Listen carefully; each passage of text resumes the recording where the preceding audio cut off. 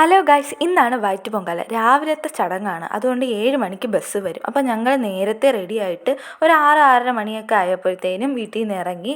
ഞാനും അച്ഛനും അമ്മയും മോനും അനിയത്തിയും കൂടിയായിട്ടാണ് പോകുന്നത്.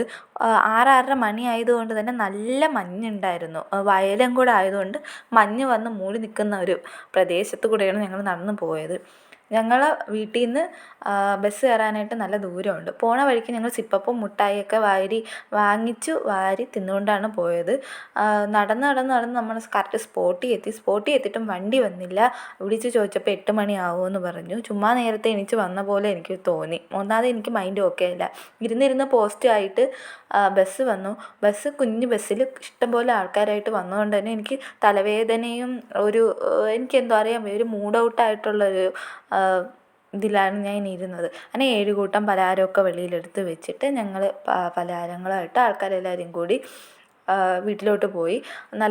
നല്ലൊരു ചെറിയൊരു കയറ്റം കയറണമായിരുന്നു. കയറി അവളുടെ വീട്ടിൽ എത്തി.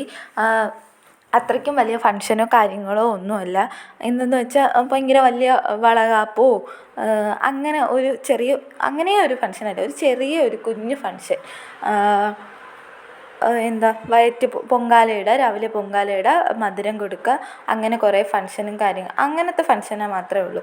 അതിന് ശേഷം 7 കൂട്ടം പലഹാരങ്ങൾ കൈമാറുന്ന ചടങ്ങാണ് അവിടെ നടക്കുന്നത്. എൻ്റെ മൈൻഡ് ഓക്കെ അല്ലാത്തതുകൊണ്ട് എനിക്ക് വീഡിയോ എടുക്കാനേ പറ്റിയില്ല. ഞാൻ കുറേ നേരം പിറകിൽ പോയിരുന്ന് ഉറങ്ങി. കണ്ണും അടച്ചിരുന്ന് ഉറങ്ങി.